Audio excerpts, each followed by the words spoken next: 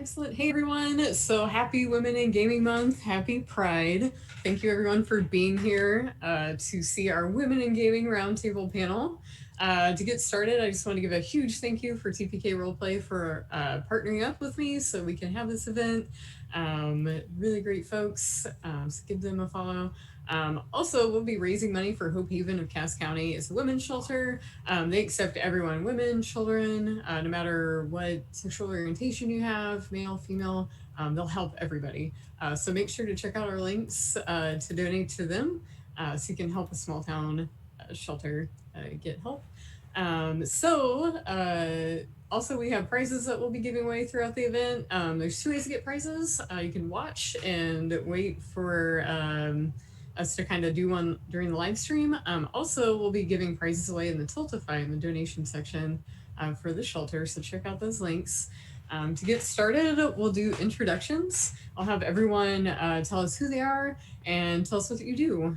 So I'll get started. My name's Elise. You'll see me as D&DElise on social media. I'm a TTRPG game designer, so I write content on DMsGuild, DriveThruRPG. You'll see me in titles such as Through the Veil series, Tartarus, and Blackstaff's Tomb of Wizardry. And we'll go around the circle. So we'll do SIRHECKALOT first. Oh, sure. Okay. And I'll just like pass it on to whoever is next in the overlay after do me. Hi guys, it's me, SIRHECKALOT. Most of you on TPK know, but if you don't know me, that's who I am. I am a founding TPK roleplay coven GM, which is the particularly the femme identifying group within TPK roleplay. And yeah, I write, I GM, I stream now, and that's just about what I do. Just creating cool stuff. Let's move it on over to Lessie. Hello, I'm Leslie Nieves. I'm a DM and content artist. I did work for Agrippa the Green with one of the with Tartarus and Into the Farewell. I also did work for Eyes Unclouded. What else? I did two projects for charity and all that stuff. All right. Let's move it on over to Han. Hi, I'm Han, found on the internet as For Heaven's Sake. I am the DM or GM of Critical Drinking, which is an all ladies. We play D&D and also get a little bit drunk at the same time. It's my pretty much my first big GM project and also writing project. It's a homebrew campaign which I've written. So I'm fairly green to this, but kind of getting stuck in as much as I can. I'm very excited. Pass it over to Beth the Bard. Hello, I'm Beth the Bard. You can find me everywhere on social media at It's Beth the Bard. I am the dungeon master for a show called She is the Ancient, a gender-bent curse of Strahd, and I am working on my first DMsGuild publication by the same name that puts all of the story changes and NPCs and everything together in one guide so that you can also run your own gender bent curse of Strahd. Other than that, I'm a professional DM, and that's it. Sito, Milady. I mean, that's me. My name is MILADYCYTO. I'm a pirate captain of a stream that we play tabletop games on Mondays, Wednesdays, Thursdays, Fridays, Saturdays, a lot. Definitely come check us out. My mastermind plan, if you haven't seen my channel, is I run, oh my gosh, I know the word for it, but ineffectively, I run 3 campaigns in a world that affects each other. You heard of the butterfly effect? Well, each table has effect on each one of them. As the lands unlock, there'll be more tables that will unlock, allowing new players to the table to adventure that part of the kingdom that they get to build and put their own lore into. It is an amazing gift. Oh gosh, I can't believe I can't remember the word that it is. but it's super cool. And we play one shots and all the other stuff along with it. We just got into Call of Cthulhu. We're on our small summer break where there's a lot of one shots and short campaigns before we get right back into the heavy, long campaigns. That's me. Very cool. All right. So don't forget to donate to Brookhaven and Cass County, and we are gonna start some questions. So today I'll be moderating panel. I'll be asking everyone different questions, and we'll make sure everyone kind of gets an opportunity to answer. So my first question for everyone on the panel is kind of like what got you started creating, and what got you started on some of the projects that you've mentioned today.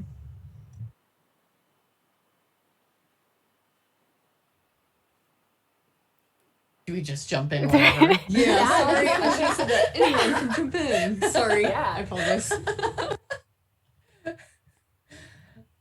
I know for me, I started creating and writing because I was DMing so much and DMing the same content for different groups, and I would go through these storylines, and then I would be like, you know what, for this next group, why don't we change it a little? I got a little bored with this. I feel like this could be better. And so I'd start tweaking things. And then next thing I knew, I was accidentally writing campaigns. So. Cool. Amazing. I mean, oh my gosh, I already mentioned the TPK coven, but it's a funny story. It actually kind of happened by accident.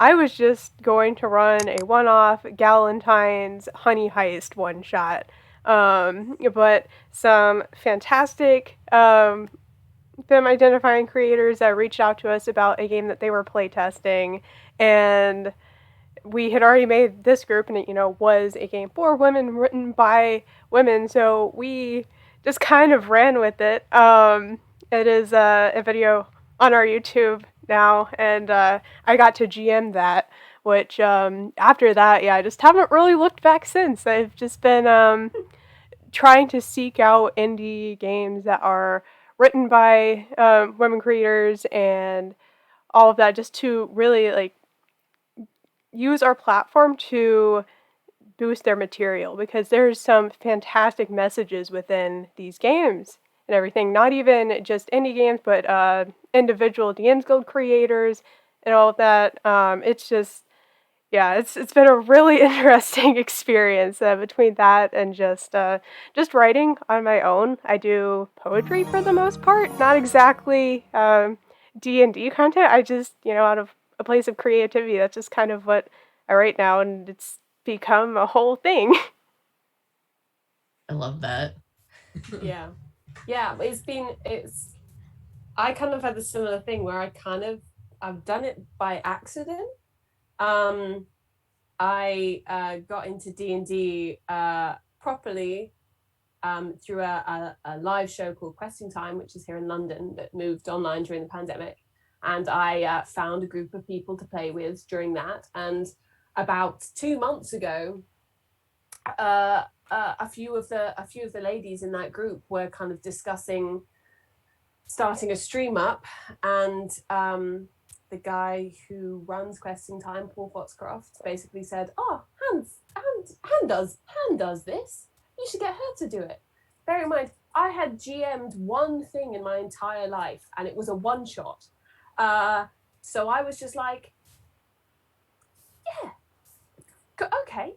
And I joined this group, and I started making plans to I think I was initially gonna GM Lost Mines, or at least part of it, like the first part of it. And then halfway through I was like, I don't want to do this, and I just started writing a campaign. And so I basically did the first time GMing thing on hard mode, because I'm streaming. I've never really done it before, and I'm like, I can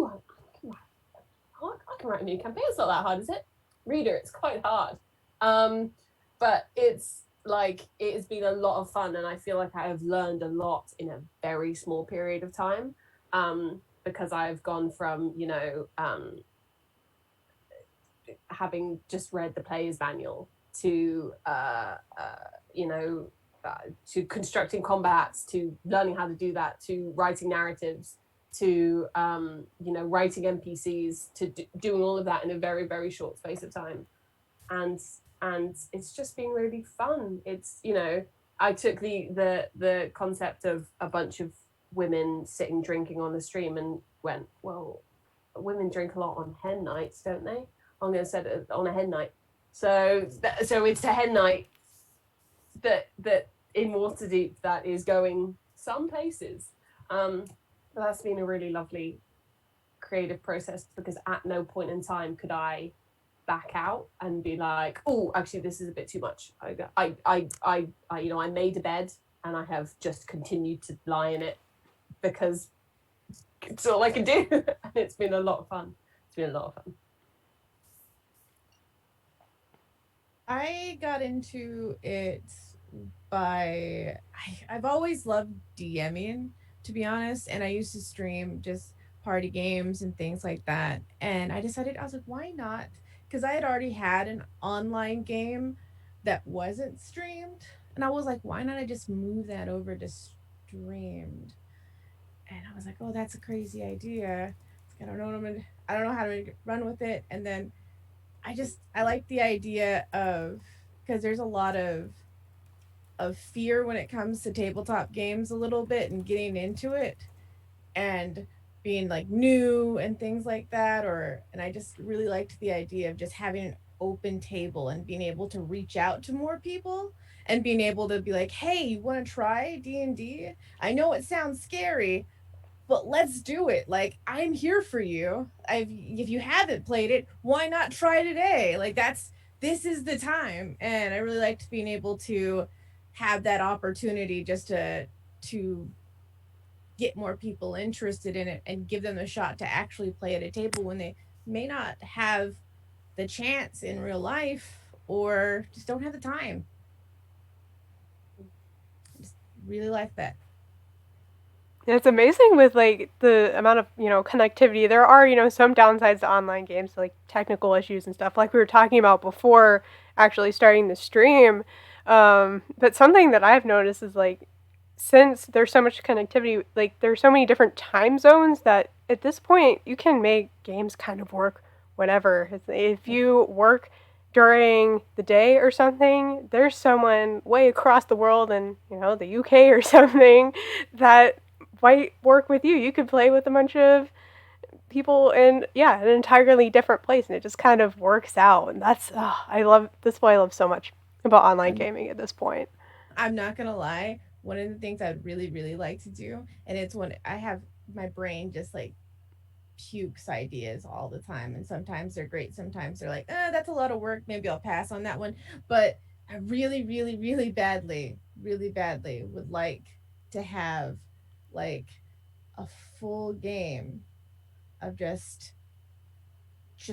all day long, just the whole game again. I did a 24-hour D&D session once, and that was so intense and so much fun.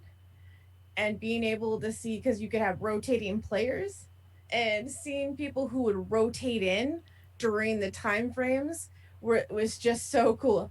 And even though like I was drinking energy drinks, I was killing them. I'm like, I got it. We're gonna make it through. But someone would come on there like, I'm ready for this. I'm like, yeah, it's definitely morning time over there. It is definitely morning time over there. That's intense. I can't like go past 2 hours of playing D&D. After that, like my ADHD kicks in full force. I'm like, oh, what's going on? Yeah, I do see like charity streams do the 24-hour, 48-hour runs though. So that could be in your future. It's very impressive, and I think you would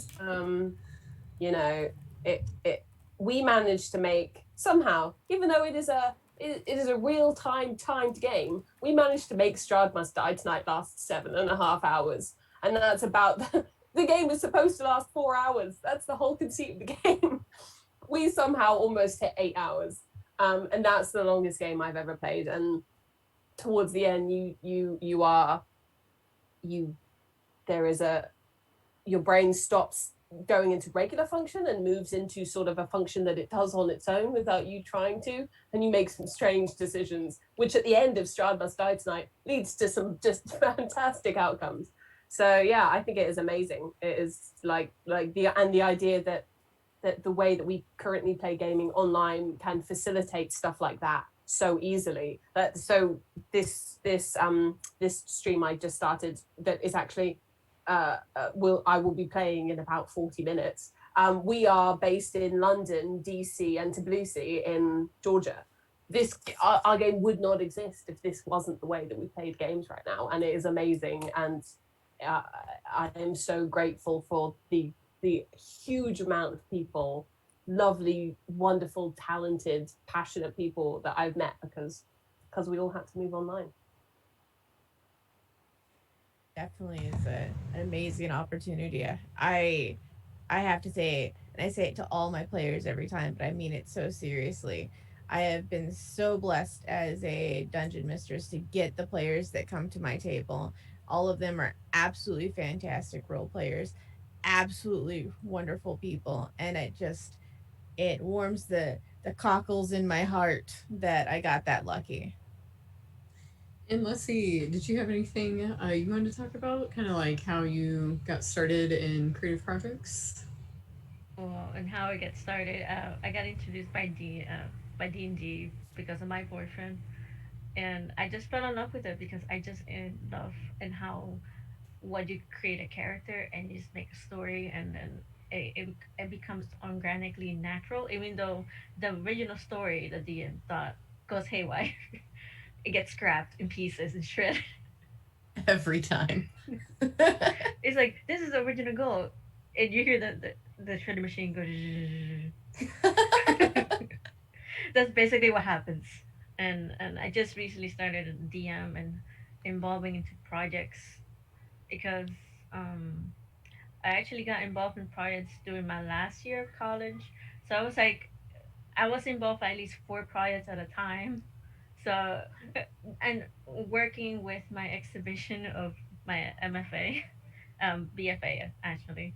So it's like a lot of work pile ups. I was like constantly chugging stuff at the same time. So I think I started with a charity project, and then I started with Into the Farewell. But I got most of my projects through Discord and by talking to people who love D&D. Because without the connection of D&D, I won't be able to done the projects in the first place. Very nice. So my next question for everyone kind of stems from this idea. I watch a lot of like conferences on not only like women in gaming, but also like women in tech, women in different industries.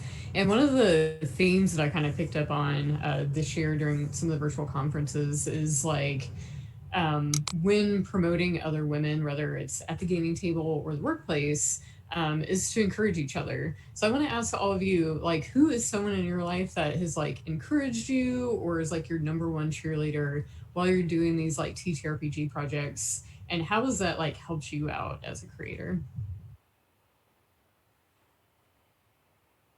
I've got a couple of those. I've got my partner who like just totally supports that I'm in here like 9+ hours every day. They take care of the kids for me and I'm like, yeah, D&D mode. And then my sister-in-law, my partner's sister actually, they work with me on like we work together on all our projects and they're always there at the table to like bring a cool character and I don't know, they're just I love my people.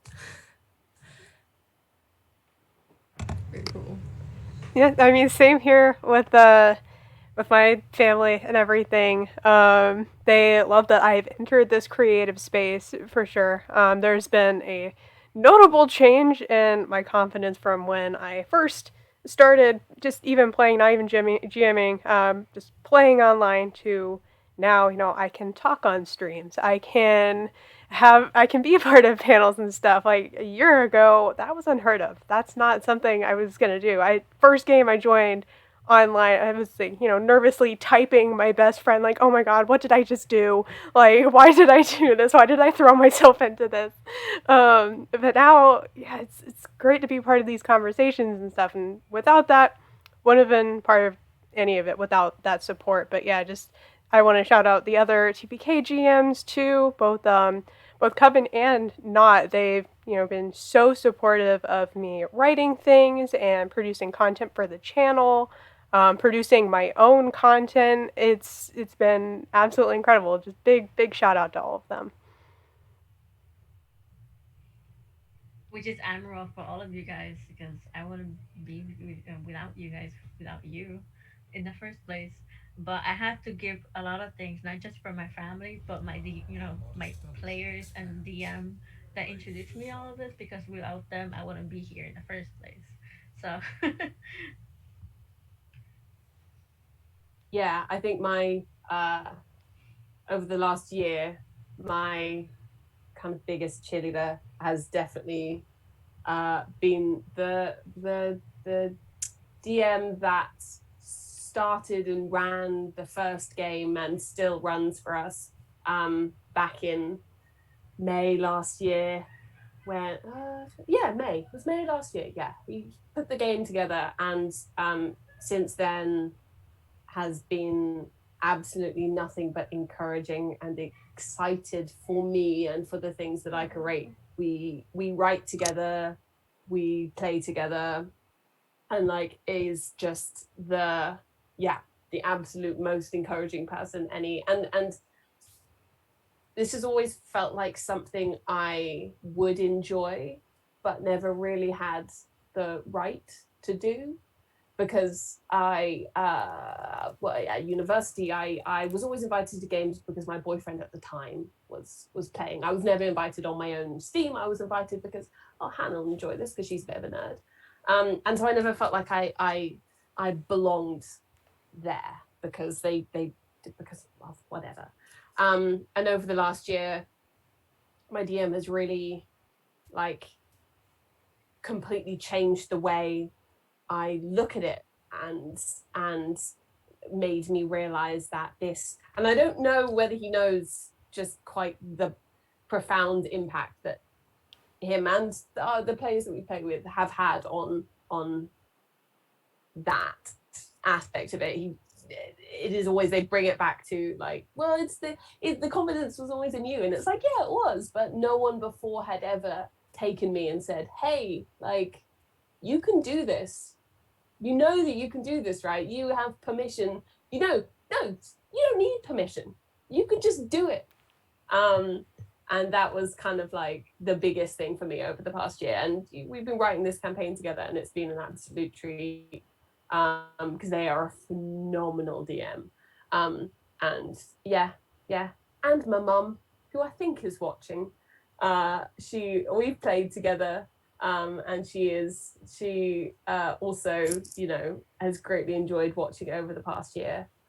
So if you are watching, hi mama, I hope you're well and enjoying the stream. That's so sweet. Right?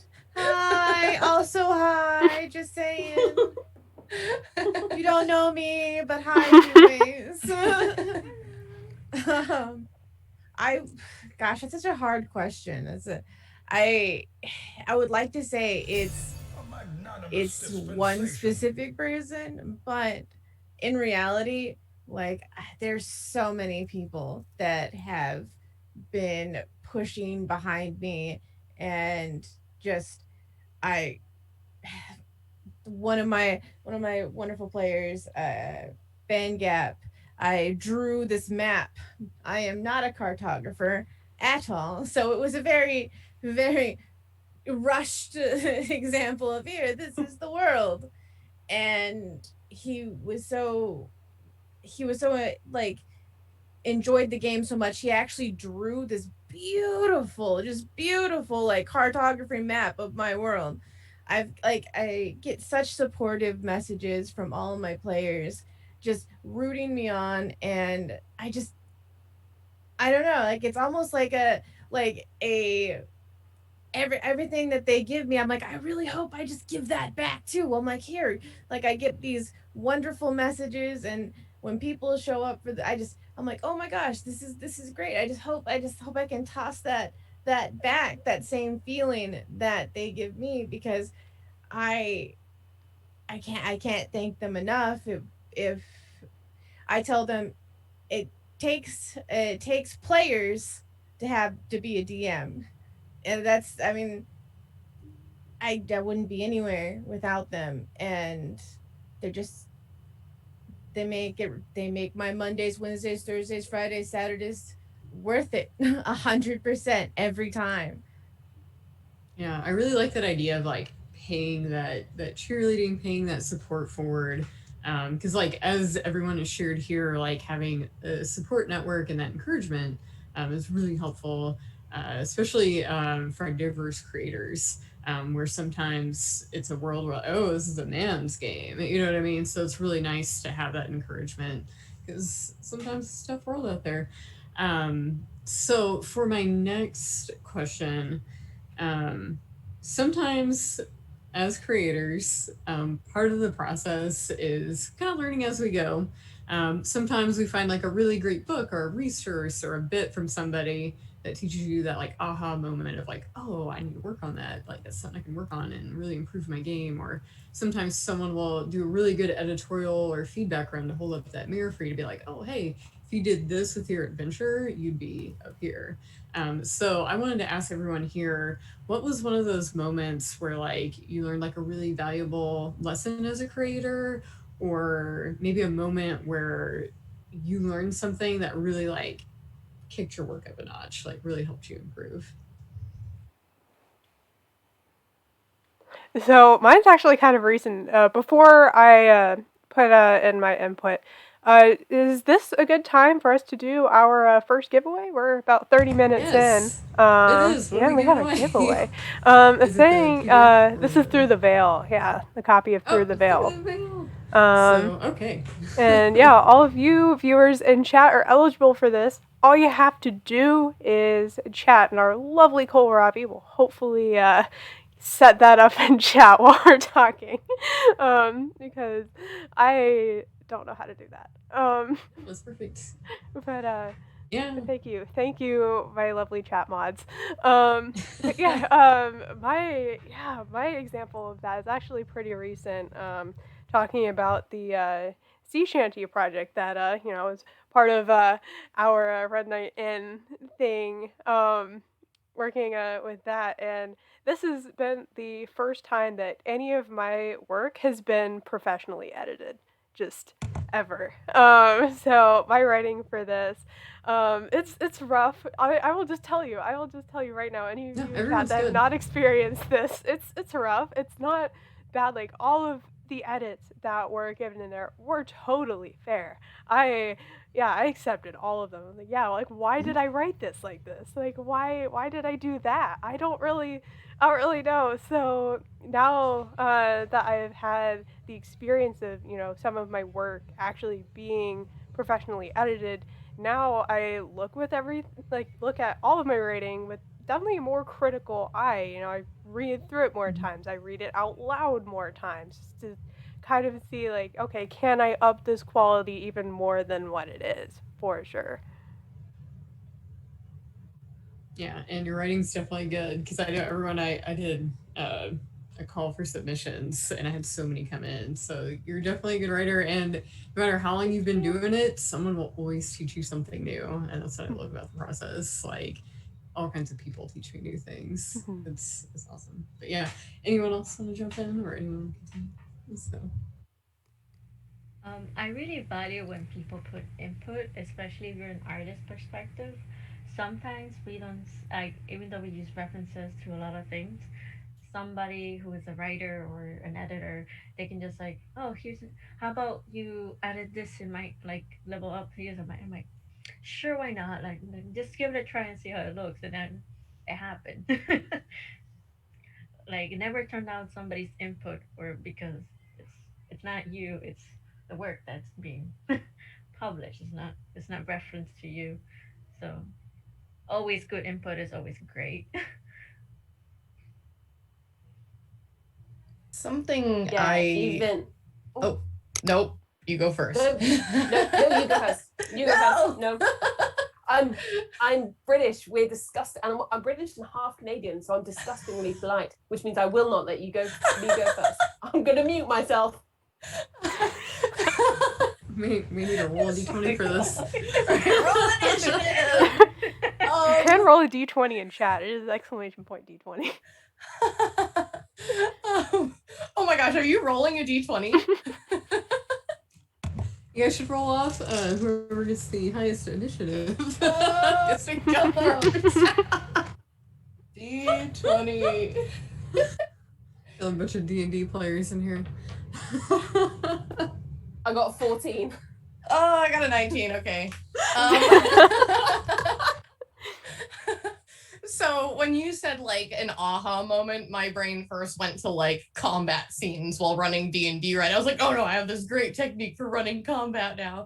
But it sounds like we're going, bigger than that, from a creator perspective. So the other thing I thought of was, now that I'm learning how to live stream a show that I'm DMing, like that's a totally new experience. I've played on live streams, but just had our first one where I was DMing last week over on Gilding Light, and I was like, but it's been an interesting process. I learned a really big lesson with that, in that you really want to, one, your players make the show.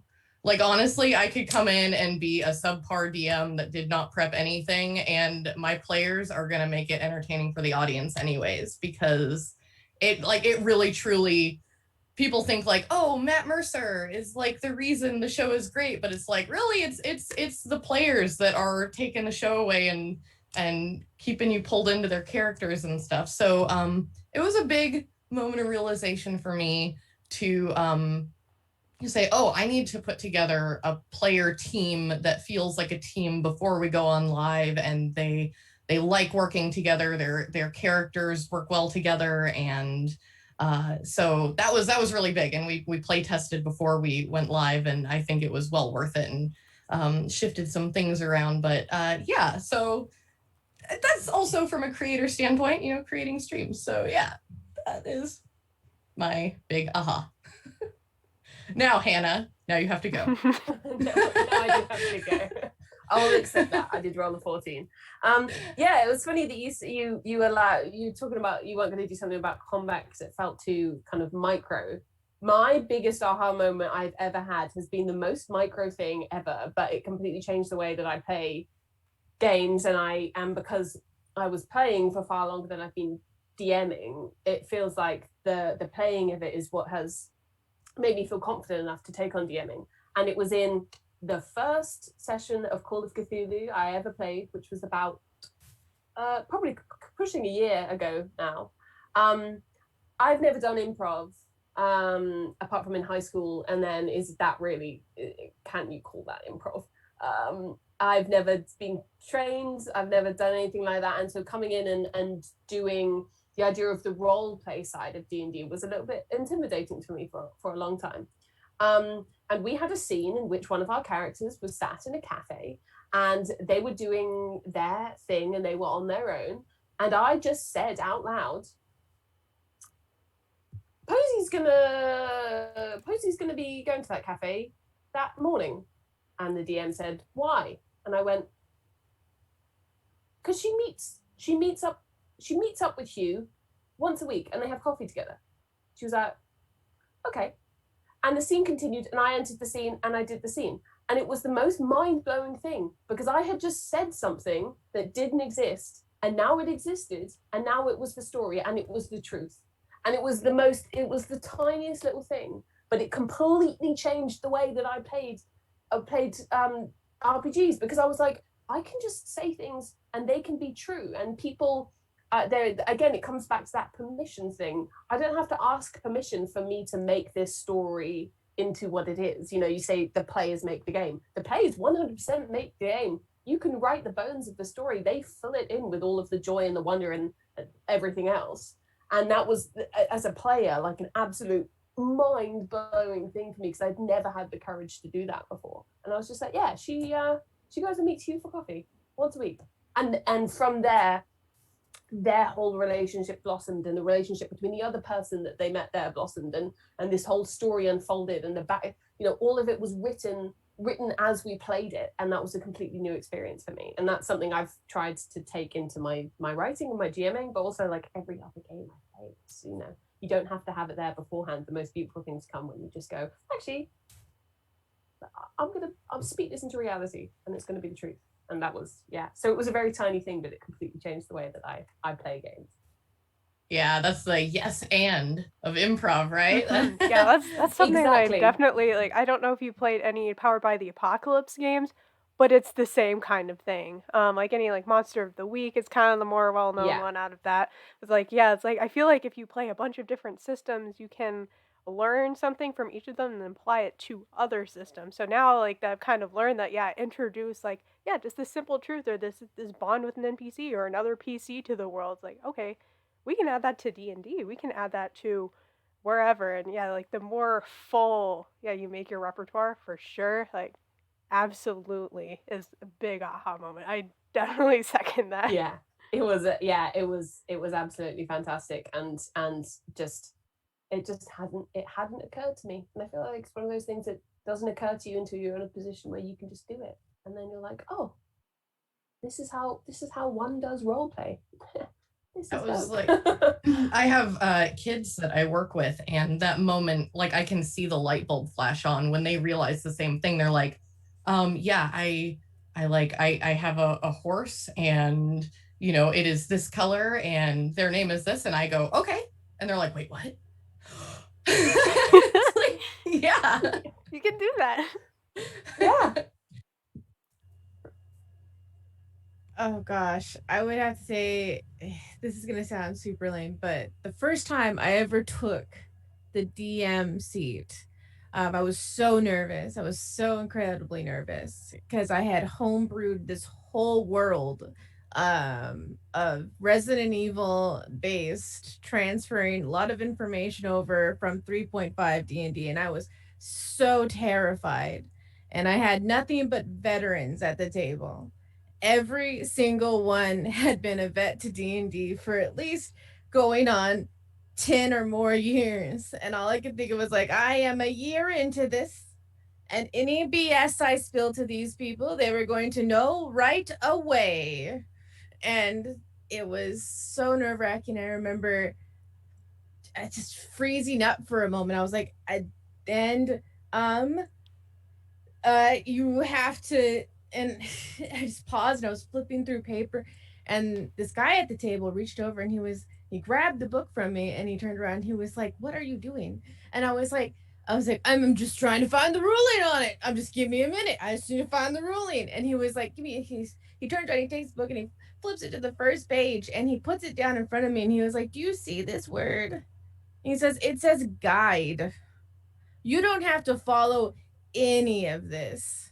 He says, this is your game. Whatever you say goes. It is a guide. It will tell you how if you need help with ruling something, this is what they suggest you to rule it on. Other than that, this is your world. Have it run however you want. And that just exploded in my brain, and I was like, oh, so I literally can do whatever I want. Okay, well, let's. And then all these games started to just like I've played Drunken Dragons, where you drink like every time you take a hit point off. I've done blank sheet campaigns where the players come to the table absolutely knowing nothing about their characters, completely amnesia, and I run their character sheets and they learn about their character, their backstory, and all that as they go. Like when we're doing that actually Wednesday, and then we're doing Drunken Dragons on this coming 25th. But everything I think of, I'm like, this is D&D, and it just rattled so hard in me, and all I could think of was like, there's no wrong way to play Dungeons and Dragons. If you're not having fun, then find a table you'll have fun, because there's just, and it ever since then, it just lots of different just explodes out, and I can't thank that enough. That's definitely something I learned. I hate to interrupt this wonderful discussion, but we have a winner for our Through the Veil Tales of the Feywild copy. Congratulations to the Maharishi66. I think I pronounced that correctly. I'm not sure, but congratulations. I think we have a second item. Should we give that away next? Since we're doing For sure, we quick can set pops? that up. Okay. Awesome. Congratulations! So wonderful magical Rishi! chat mods. I love you. And what's our next Congratulations. item? Is it the vault or is it the book? I am actually not sure. Here. All right, I'll ask another question and then we'll we look set it up. that up. Okay, so upcoming giveaway. All right. So my next question for everyone is the other day I was actually promoting this event in Discord chat somewhere, and I kind of got a reminder of why I do this every year. Some guy was all like, "Why do we have Women in Gaming Month? Why don't we have a guys gaming in month?" Kind of went down that road. So I want to ask everyone here, why do you think it's important to have Women in Gaming Month and to kind of talk about diversity in gaming? I think it's just important because when I started gaming, there was barely any woman in the group that I was in. Like I felt intimidated because there was no other female in the table, and I tried to encourage all my girlfriends and like all my friends that happen to be girls to like come play with me. Like you might like it, you might not, but at least just you can say I tried it. And I feel diversity is a beautiful thing because you can create a character and like you don't know English, that's fine. It can be part of your character trait and just roll with it. Like it can be anything. Like I think that's the beauty of it because I feel we don't need gatekeeping around DM as a DM or as a player because we already have too much barriers as it is being a woman. We don't want that interrupt to interrupt to other people or other kids that want to learn D&D their own way and not how others want to play with it. So I think that's what it is. Yeah, for sure. I feel like I would have gotten into D&D way sooner in life too if I didn't, like, I had always perceived it as, oh no, that's a guy thing. That's there's no way that if I showed up to something like that I don't want to be ridiculed and made fun of and stuff. So yeah, I just, like, growing up, I ignored it. It's not for me, and then, like, wow, this is such a big part of my life and it is so important to me, and it's like I could have had this years ago. I'm very sad about that. Yeah, I think that's as I said before, like I started playing at university again because I was invited because my boyfriend at the time was playing. I wasn't invited off my own back, and I was the only girl at the table. And we played for a bit, and then they graduated, and then some of them kept playing. I wasn't invited again, so I was like, well, okay, well, so this very much is a boys' club, and it is so lovely to see so many people, both, women and men, who are standing up now and saying, like, hey, this isn't cool. We need to get rid of this reputation that D&D and tabletop role-playing games have, because it is very important that the men who feel comfortable and safe and most welcomed in this community are the ones who are also speaking and saying, like, this is not, this isn't chill, because not only does diversifying the people who play it get more people into the game and get more people who would love it enjoying it, it also allows us to tell more different stories, because a certain kind of person is going to tell a certain kind of story based on their lived experience, and if everyone has a very similar lived experience because of their race or their gender or their sexuality or where they're from, the language they speak, we're going to get very similar stories, even if they grew up in very different places. But so getting more women in, getting more non-binary people, getting LGBTQ plus community people, getting trans people in, getting everyone in. They're going to be getting them comfortable and confident to play and to GM and to write. That is what's going to tell the most beautiful stories and most beautiful diverse stories that we can have. You know, Lost Minds is a great story, but I want to hear other stories as well. Yeah. You know, I want to hear as many people's stories as I can, and we're only going to do that if we let those people know that they are safe to tell those stories. Exactly, and definitely having the like safety measures in place now. You know, a lot of modules will have like a safety and consent page now, which is absolutely like fantastic. I love the concept of that now because like in older versions of the game, like or of D&D, that wasn't put in there. That wasn't, you know, there was no effort really to make a table a safe space. That's something that individual tables could do, but there wasn't really anything on the administrational side of anything to really put any type of framework or measures in place to do so. So I love the fact that like any book, whether it's indie, whether it's any third-party D&D module or anything like that, there are those measures in place a lot of the time, and I love that fact. My experience getting into D&D was actually really different. I actually started in high school. I was a band nerd. So I played with all of my band geek friends in high school, which it continued into college, and we had a very diverse table. Just because of who I surrounded myself with. It wasn't until actually my first game of TPK that I was the only female person at the table, which was an eye-opening experience for me because I had, you know, already experienced like having a diverse table with, you know, putting so many stories together that it was actually very eye-opening to see, oh wow, okay, this is really different, but you know, let's roll with it. Let me introduce my perspective to it. I played a bard, and you know, I had never sung on stream before, but I did that, and just kind of put that all together. My experience getting into it was actually, I think, kind of the reverse, but we got there and we all got to the same place, and now we're all here talking about it, which is just so cool. Yeah. I've been playing online games for a very very long time, unfortunately. Um, so the experience of online games definitely has adapted some comparatively. I never really experienced. This is gonna sound pretty bad, probably.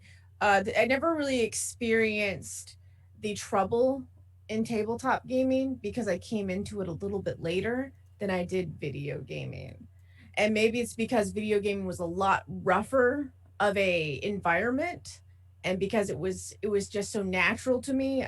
I started video gaming the second it went online, like with StarCraft, with pretty much anything I could get a hold of, with Halo, and the online communities for that, I mean, are aggressive. They were extremely aggressive. And because I was so used to that already, it's gonna sound awful, but it was something that is much to me.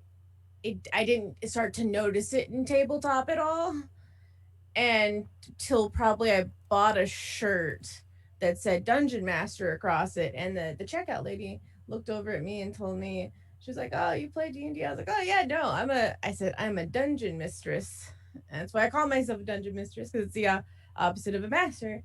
And she just paused for a moment, and she was like, "Oh, so you're the head of the table?" I was like, "Yeah." I was like, "Yeah, been the head of the table for quite some time now. That's where I like to. That's where I like to sit.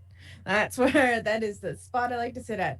And she's turned around and told me, she's like, "Oh man, I've been trying to get into D&D, and I'm playing with my boyfriend's friend, and he's so like strict, and I don't understand. I just don't understand why people.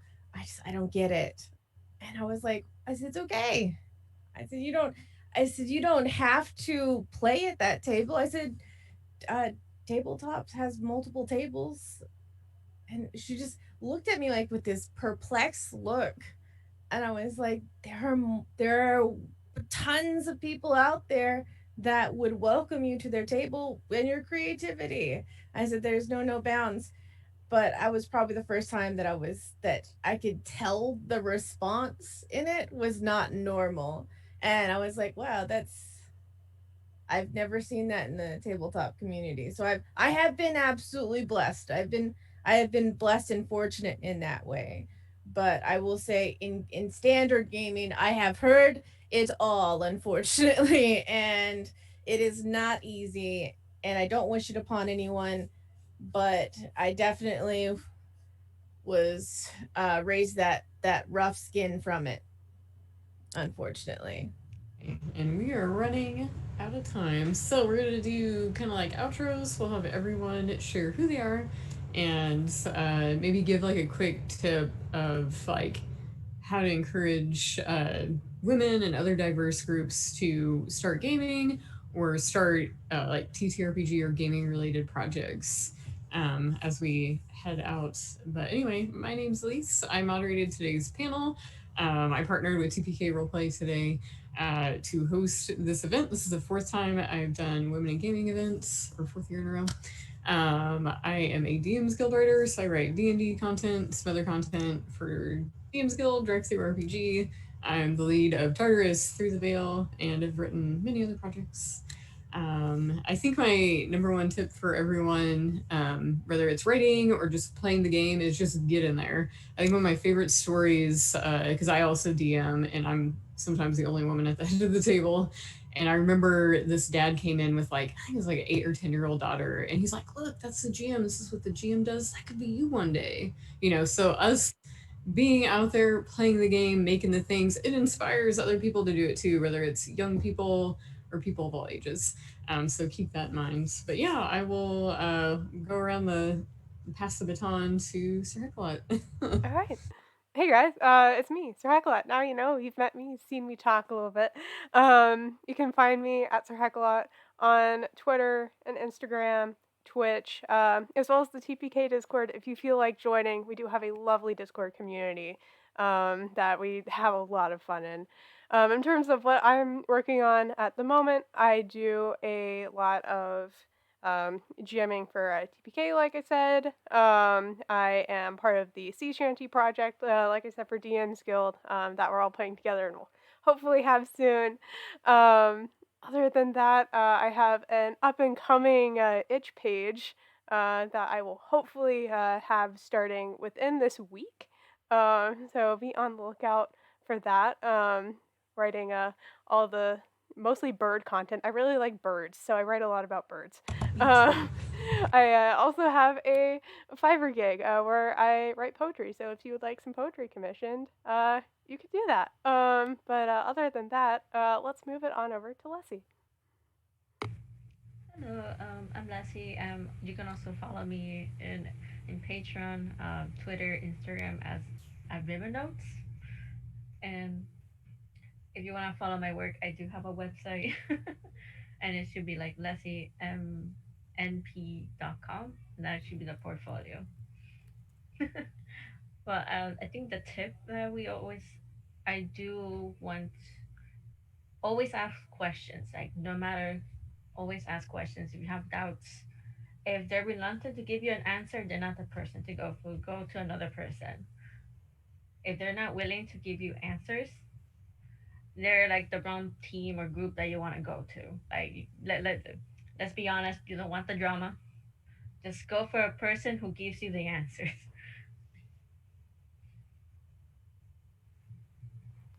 Moving out over to Han. Hi, I'm Han. You can find me at For Heaven's Sake on pretty much everything. Twitter is what I mainly use. I'm the DM for Critical Drinking, Sunday night show starting in 1 minute. But I guess because I'm the GM, they're going to have to wait. We are 5 ladies who play Dungeons & Dragons with drinking rules, and it's a right blast, and we have an absolutely lovely time. And I'm hopefully going to do more projects. I don't know what they are. I don't know who they're going to be with, but I'm excited to find out what they are because I got the taste for it now, and no one's going to stop me. And I think that's my tip is that I've said a few times tonight is that you don't have to wait for permission to do this. No one's going to give you permission, and no one has the right to give you permission to start making and start playing and start DMing and start writing. Like, if you want to do it, you can do it. Like, trust me, you can. You don't need anyone's permission. This is yours to own if you want to own it. So, yeah. Excellent advice. Oh, and to Beth, the Bard, again. Hello, Beth the Bard, everywhere at It's Beth the Bard. You should come check out my show. She is the Ancient. It plays live on Tuesdays at Gilding Light. You can find out all about it at sheistheancient.com. My tip would be, I guess, don't like wait for the opportune moment to jump in and start like creating your space in this community, especially as like a woman or a non-binary person, right? Like, get in there. And also, you don't have to put up with the crap. I feel like half the D&D community is like really hyper supportive, wonderful, and then the other half is kind of like, but back in the day we did it like this and blah blah blah. That's not raw. So like, use that block button, like join groups that are supportive of you, make friends that are supportive, and like hide the other ones. Craft your own space. It's the internet. You can do that. That's you'll feel much better. On to Milady. Hello, my name is MILADYCYTO. I'm the pirate captain of my channel, and I play tabletop games. On Mondays, Wednesdays, Thursdays, Fridays, and Saturdays, all the days we play party games, that stuff. And I definitely come check us out. There's a forum you can fill out that's in my Twitter that you can join on my table when we do certain things, and I can find out what time is best for you. I also have a Discord that you can join in. It's a lot of fun. We are a crazy pirate crew of wonderful people that I have been blessed to be around. If I have to give you one tip, leave you with anything, I will tell you, don't let people ruin something for you. If there's one thing I've learned over the years, don't let one person or three people ruin something for you. There is so many wonderful people out there in any type of game. If you enjoy the game, play it.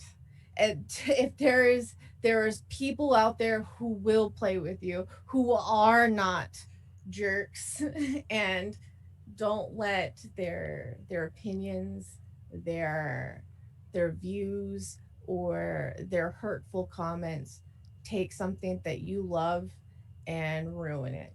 Okay? Because it's all too often that we hear these type of things, we shelter away, and we try to think, oh well, maybe that's not for me, or I don't belong there, or it's okay, I really don't want to experience that anymore. Sometimes you don't get the right table at the first time. Sometimes you have to deal with people that in random queues that are, whoo, it's random, all right. But don't let them take that away from you, because the only person who can take the joy of the game from you is yourself, and don't do that to yourself. I'm a dungeon mistress. Definitely come check us out. I love all of my players, and congratulations, Anaki and Rishi, for winning your captain. So proud. You guys have a great day. Yeah, we had Tony win the special edition Jasper's Game Day dice. So congratulations. I realized I forgot my GM tip. It's gonna be short. It's gonna be lighthearted. Yeah. Other than you're loved. There's a table for you out there. But if you're a GM, practice your plant and animal voices. Your players will try to talk. Yes! It is inevitable. They will do it. So practice your voices. Be ready to go. Thank you so much for coming out and listening to us and sharing your experiences in chat. Thank you, Elise, so much for hosting Women in Gaming. This is such an important event, and I look forward to it every year since last year when I first found it.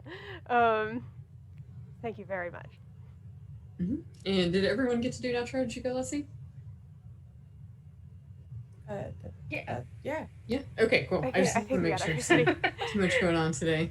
Yeah, counting on the overlay, I think we got everybody. Okay. Yeah, and big thank you for TPK Roleplay for partnering. Also, huge thank you for our sponsors who donated super cool prizes for everyone for this event. So we have Jasper's Game Day, Nerdarchy, Arcane Spectrals, just to name a few. Also, don't forget to donate to Hope Haven of Cass County. So head on to that Tiltify link. Donate. It's a women's shelter. They help out women, children. They don't care like if you're male, female, what your sexual orientation is. They help everybody. It's a really great organization in a small town. So every donation helps save lives. So thanks so much. All right. Well, if that is all, we can just kind of wave goodbye in our little overlay boxes and say thank you Safe all. sails! Catch the Safe League of sails! Masquerades game that is Bye. Thank you, happening in about everybody. 30 minutes. But yeah, thank you so much for coming, guys. Bye.